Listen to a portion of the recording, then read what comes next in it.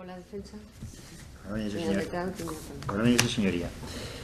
Bien, el Ministerio Fiscal vino en su propio escrito de acusación a hacer constar cuáles son los hechos por los cuales se le realiza la imputación del Ministerio Fiscal.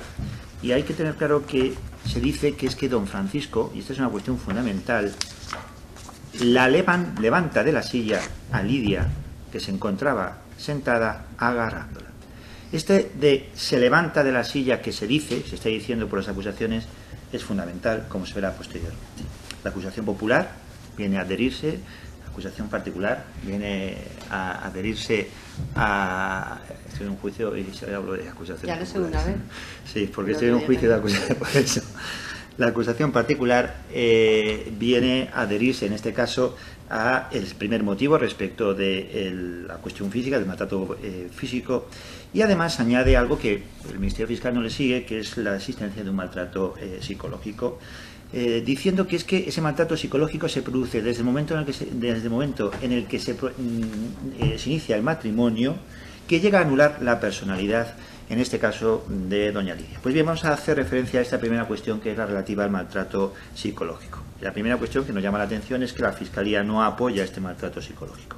La segunda es que solo existe la propia declaración de las víctimas y, en ausencia de pruebas periféricas, señoría, hay que tener en cuenta la jurisprudencia para que a la declaración de esta pueda tener una eficacia probatoria. Una es la de la incredibilidad subjetiva, señoría, como requisito, y aquí hay que tener en cuenta que se ha producido una ruptura del matrimonio.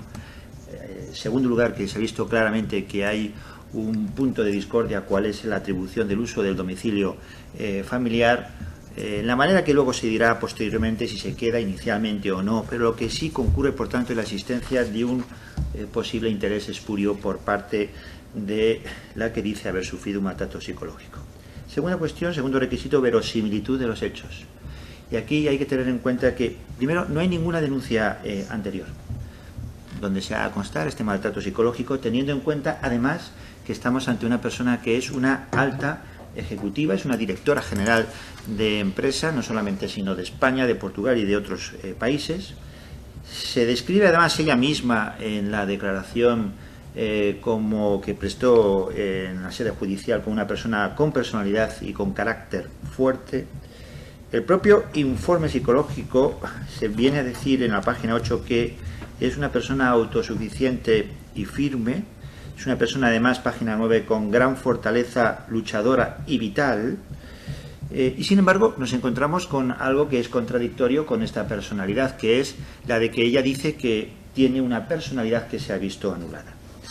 A esto hay que añadir unas contradicciones que no parecen en modo lógicas. En primer lugar, la que ya se ha puesto de manifiesto cuando se le ha preguntado a Lidia sobre que por qué en el atestado policial, como consta en el folio 13, es preguntada si ha tenido algún tratamiento psicológico o psiquiátrico, no de carácter médico o de que haya estado tomando unas pastillas, no.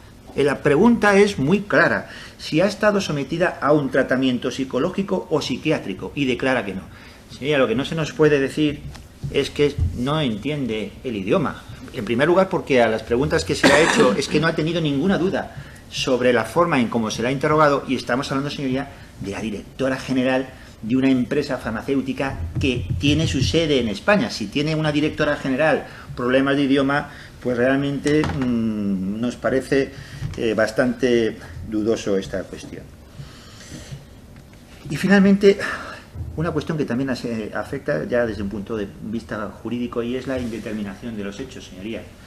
Es que en la denuncia solo se hace referencia a que hay un maltrato psicológico, que este maltrato psicológico se recibe desde que se contrae matrimonio, pero no se dan datos, señoría. Se dice que se anula la personalidad, pero no se dan hechos. ¿Y en qué circunstancias? ¿Por qué causas?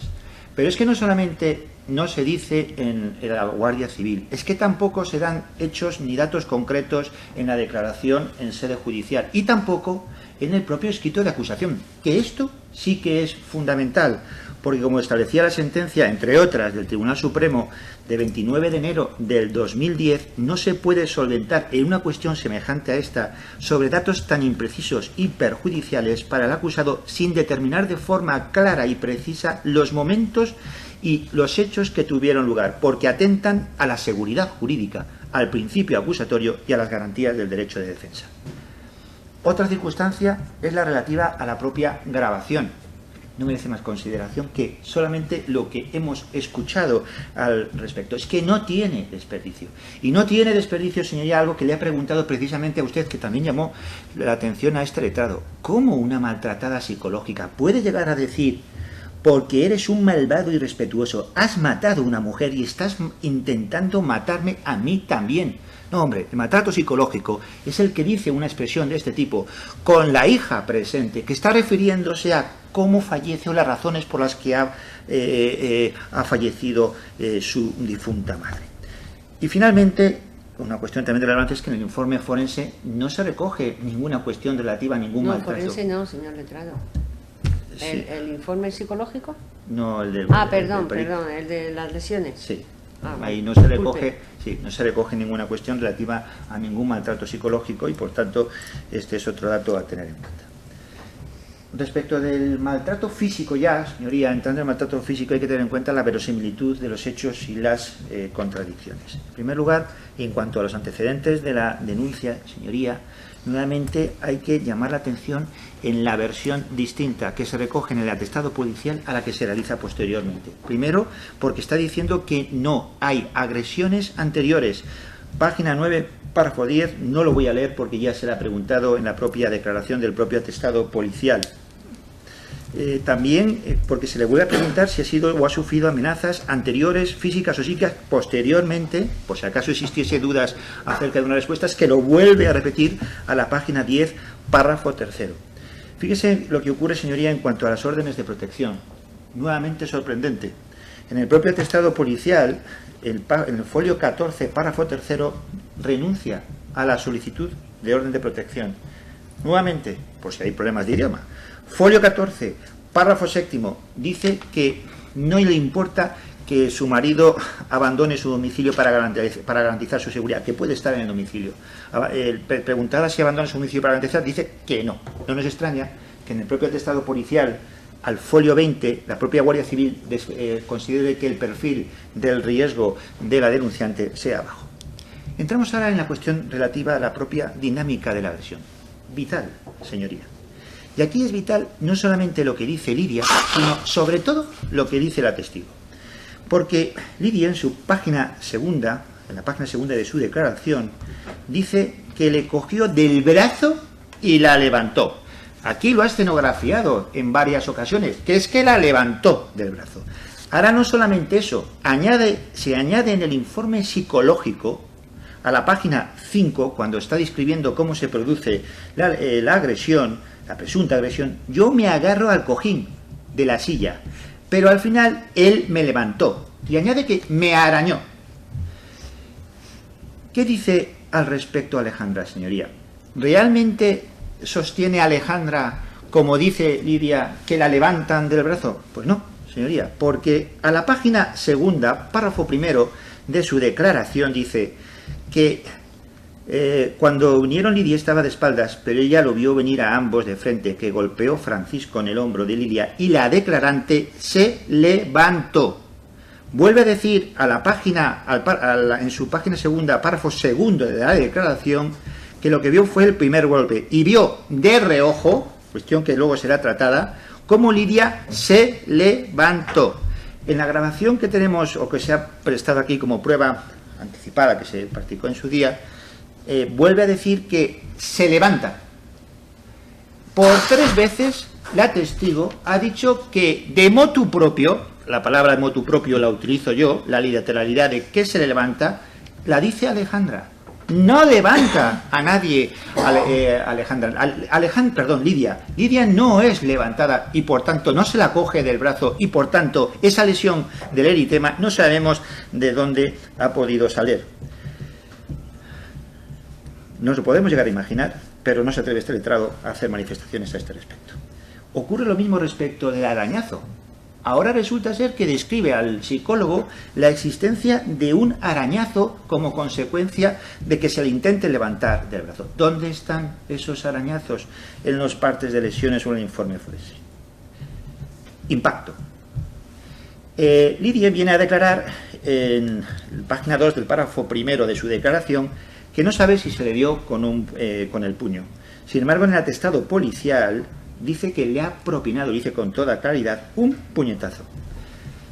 Cuestiones relativas al informe forense. Lo cierto, señoría, es que el eritema, al día siguiente de haberse producido, justo al día siguiente de haberse realizado, el eritema no aparece, ni tampoco aparecen los arañazos. Lo único que aparecen son los arañazos de don Francisco. Parcialidad y lagunas de la testigo. Bien, señoría, la testigo ha venido a sostener que es que ella no vio nada. De hecho, llega a decir que es que vio de reojo. En la página segunda, penúltimo párrafo de su declaración judicial, dice que no vio si Lidia repelió la agresión o se defendió, porque ya se está yendo a abrazar a Carmen. Ella sostiene que la abrazó rápidamente según se produce la lesión y se la lleva, consecuencia de ello, no ve nada. Sin embargo, luego, en su propia declaración, página segunda, segundo párrafo, está describiendo, señoría, y no para no repetir la lectura, está describiendo cómo se produce la agresión. Porque es que parece ser que ve lo que le interesa, contradicciones a este respecto. Lidia ha reconocido que se tiró un cojín. Alejandra, en la página 2, penúltimo párrafo, dice, página 2, penúltimo párrafo, que no se tiró ningún cojín. Teléfono. Aquí se ha reconocido, porque es que se escucha, que es que se está grabando, y Lidia, ha reconocido que se la estaba grabando. Sin embargo, Lidia no ve que se haya realizado ninguna grabación. Descalificaciones en las contradicciones de la testigo. Primero, dice que sí, que ha visto a Lidia que ha descalificado a su marido. Acto seguido dice que no lo ha descalificado. Lo que sí resulta es la oportunidad de la presencia de la testigo, señoría, que llega 3 días antes de producirse la lesión de un viaje transatlántico y 4 días después de haber, o 5 días después de haber regresado, se marcha a su país. Armas. Dice doña Lidia que es que tiene armas don Francisco. En el atestado policial no consta la presencia de ninguna arma en el folio 13, a pesar de haberlo declarado expresamente, atestado policial, folio 12, antepenúltimo párrafo. Presencia de menores. Lidia viene a decir en el folio 10 del atestado, párrafo segundo, que cuando hay discusión no hay ningún menor presente. No digo la literalidad, pero sí el contenido. Sin embargo, posteriormente, en el mismo atestado policial, folio 17, dice que sí, que hay presentes menores. Vistas estas contradicciones, es evidente las cuestiones que han dejado suscitar la propia grabación. La grabación es absolutamente clarificadora. Has pegado a mi padre, llega a decir en este caso Carmen. A mi padre no le toques. Deja de grabar, le dice Lidia.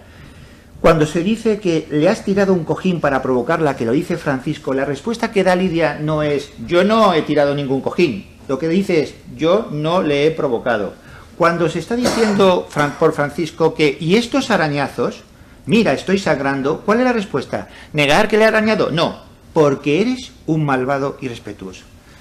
Concluyendo, en cuanto a lo que defensa, habría que tener, señoría, 3 cuestiones de orden jurídico. La aplicación del principio indubio pro reo, porque como principio independiente al principio de autonomía, al principio de presunción de inocencia, ha de acogerse todos aquellos criterios favorables cuando la elaboración de la prueba arroje dudas sobre la virtualidad inculpatoria.